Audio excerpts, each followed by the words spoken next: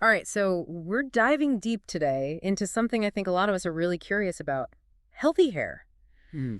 What can we actually do to get those luscious locks we're all dreaming of? Yeah, it's something we get asked about a lot. For sure. So, to get to the root of it, literally, we dug up this fascinating article called The Best Elements for Natural Hair Nourishment. And guess what? It's all about what we eat. It is. It's pretty amazing how much our diet impacts our hair. Totally. And the article really emphasizes this point, starting with protein. Right. Protein, it's like the foundation. Yeah, it's the building block.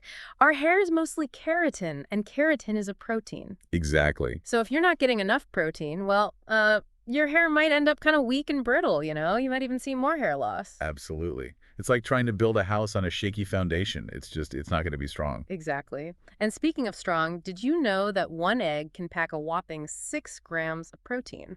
That's a lot. It's a pretty potent punch for such a tiny little package. Yeah. It is. I'm definitely adding more eggs to my grocery list now.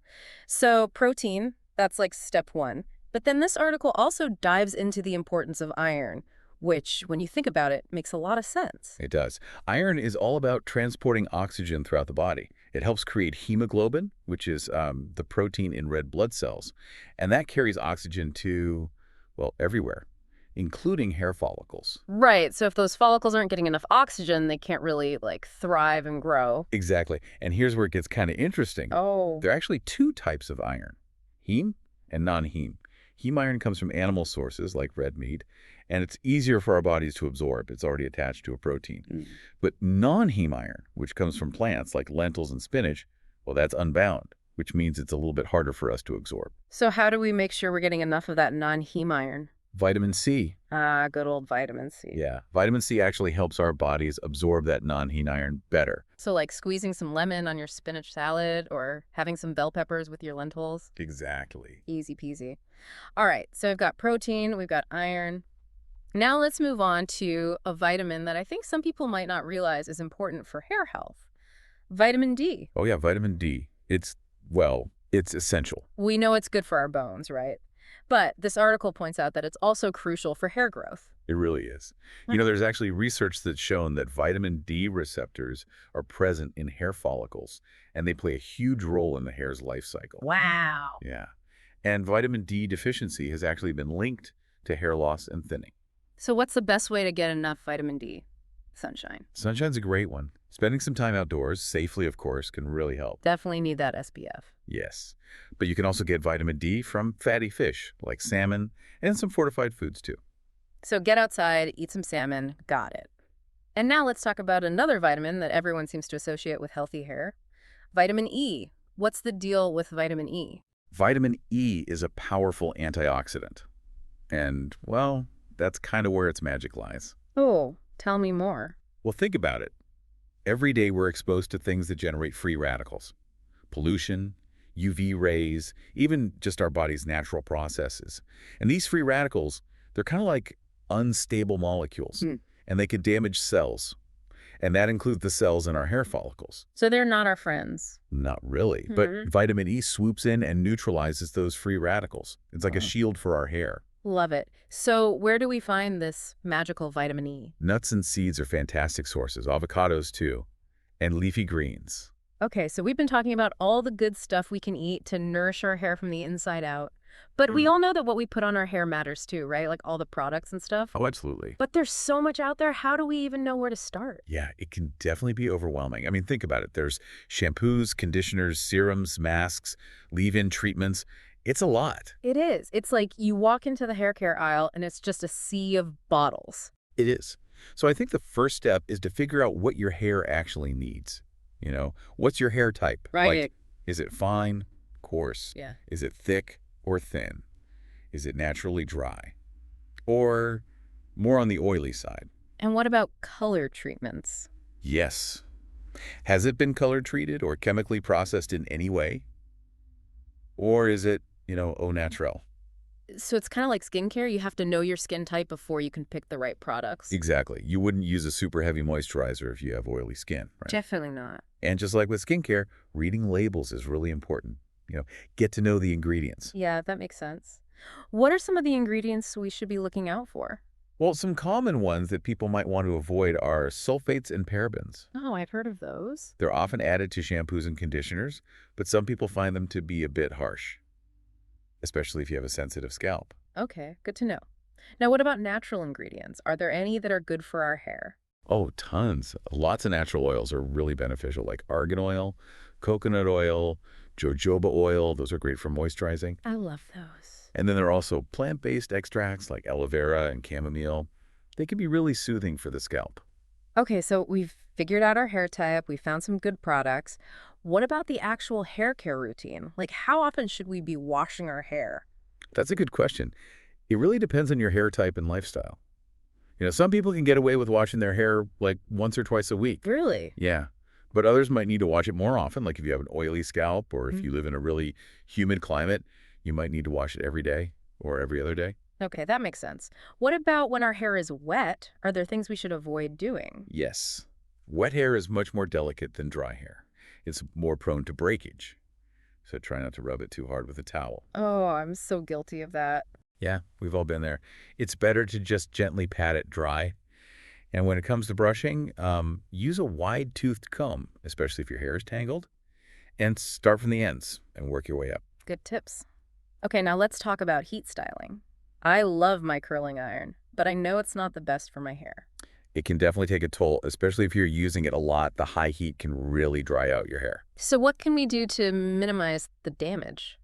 Well, the best thing would be to avoid heat styling altogether, but I know that's not realistic for everyone. So if you are going to use heat, always use a heat protectant spray first. Always. Think of it as a barrier between your hair and the heat. Got it. And then try to use the lowest heat setting that you can get away with.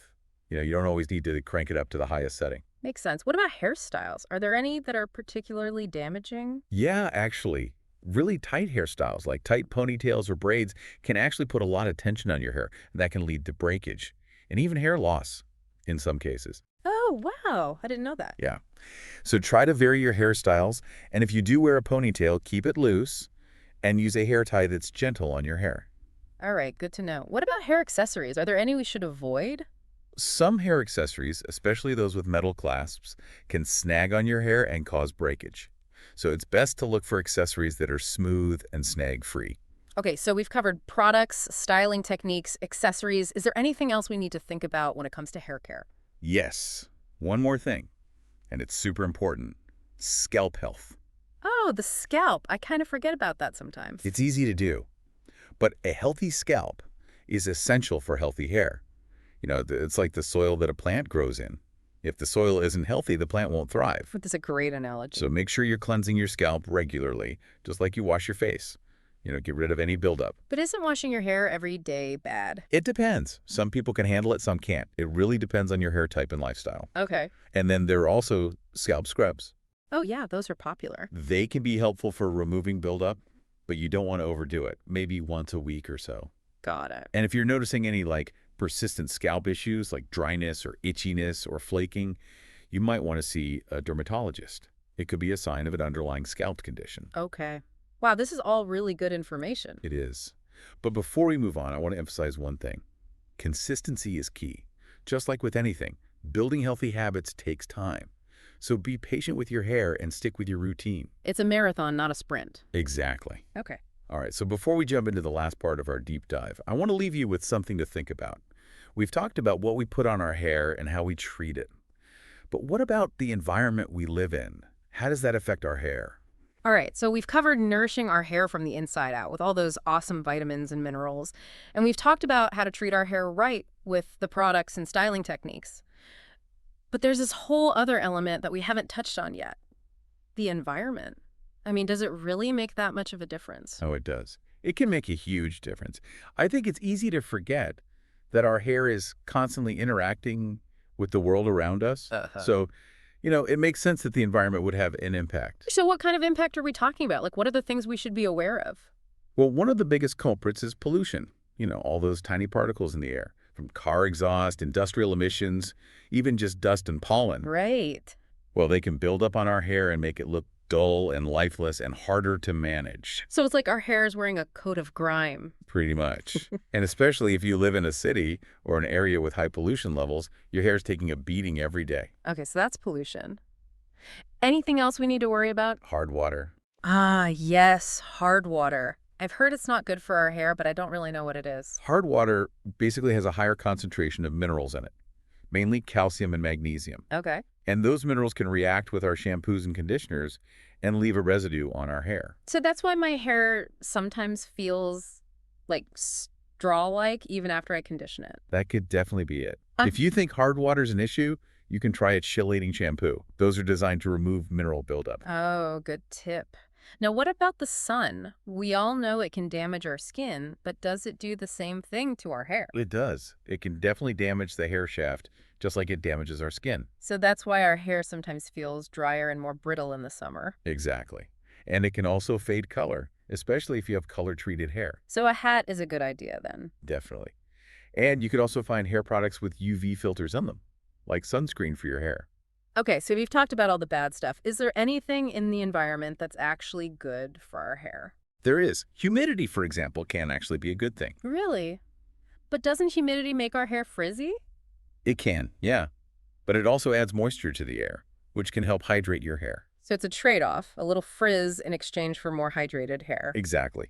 And speaking of hydration, don't underestimate the importance of the water you use to wash your hair. Oh, right. Some people find that their hair looks and feels much better when they wash it with filtered water, because it removes impurities that can weigh down the hair. Makes sense. So maybe I should get a shower filter. Could be a good idea. Okay, so before we wrap things up here, I want to leave you with one last thought. We've talked about how the environment can impact our hair, but ultimately the most important thing is to listen to your hair. Pay attention to how it responds to different things. Like if it feels dry and brittle after a day at the beach, or limp and lifeless after swimming in a chlorinated pool. Exactly. Your hair will tell you what it needs. You just have to pay attention. That's such a great point. Well, I think we've covered a lot of ground today. We've talked about the nutrients that nourish our hair from the inside, the products and styling techniques that can help us keep it healthy, and even the impact of the environment. It's been a great deep dive. We hope you learned some valuable tips and tricks along the way. Remember, healthy hair is often a reflection of overall well-being, so take care of yourself from the inside out. And don't forget to listen to your hair. Thanks for joining us for another deep dive. We'll see you next time.